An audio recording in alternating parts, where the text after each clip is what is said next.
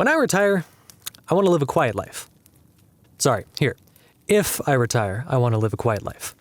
It's not an easy task. In my line of work, life expectancy is short. I might get killed during our next containment breach when the various monsters we keep locked up get bored and decide to have a snack. I might meet my end on a field mission, by getting eaten, vaporized, or crazy to death by some hitherto undiscovered skip that defies all laws of science as we know it and has decided to use these powers to kill me in a spectacularly gruesome fashion. Or I might simply die in a good old-fashioned shootout with the insurgency or GOC while I'm on a mission. Agents that work for the SCP Foundation don't live very long, as you might have guessed. The bad ones, at least. Me? I like to think that I'm a good agent.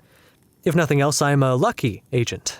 I keep my head down on the job, I submit my reports on time, and if necessary, I go out and kill a few people in pursuit of a skip. Do I sleep well at night? Sometimes. Well, no, not really. That's a lie. Spending your life surrounded by murderous reptiles, killer statues, and with God knows how many other nameless horrors lurking out there does not for a good night's rest make. I have nightmares a lot. Sometimes, God help me, I even enjoy my nighttime terrors. The one where 173 chases me down a hallway, or that time where 682 decides to turn me into meat puree.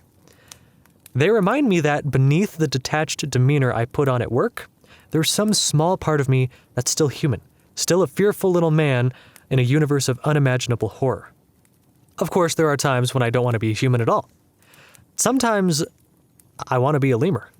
Go ahead, laugh, chuckle at the weirdo who entertains a hopeless dream.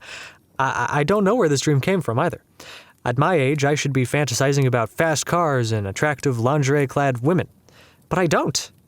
When I imagine my ideal life, I find myself drifting off to the rainforests of Madagascar, where I can spend a quiet day eating fruit and swinging through the trees with my brothers and sisters. And only there, in the trees, with sights and agents and skips so far away, do I feel truly safe. In any other profession, this dream might seem foolish, unattainable, but when your coworkers include a talking dog, immortal monkey man, and whatever Clef is, you'll quickly find out that impossible is far from constant. The most vivid memory of my mother that I have is my 5-year-old self and her visiting the zoo. We watched the tigers, the elephants, the lions, but it was the lemurs. The little hyperactive prosimians jumping up the chain link fence, little hands reaching out for our peanuts. That made my mother laugh hardest. We watched them for hours, until finally the zoo closed and we were shooed out.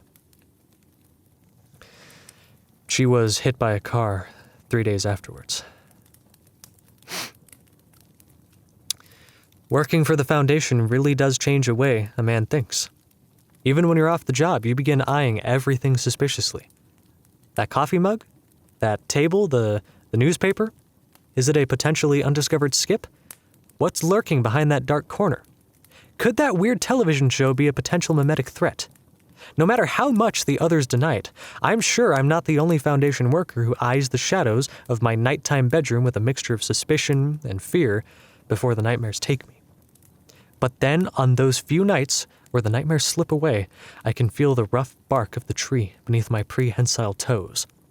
I hear the familiar calls of a troop scampering along the ground, and I leap down and join them. In the hot afternoon sun of Madagascar, there are no unexpected horrors, no nightmares, and no fear. I remember my mother and our laughter. And then, and only then, do I feel safe.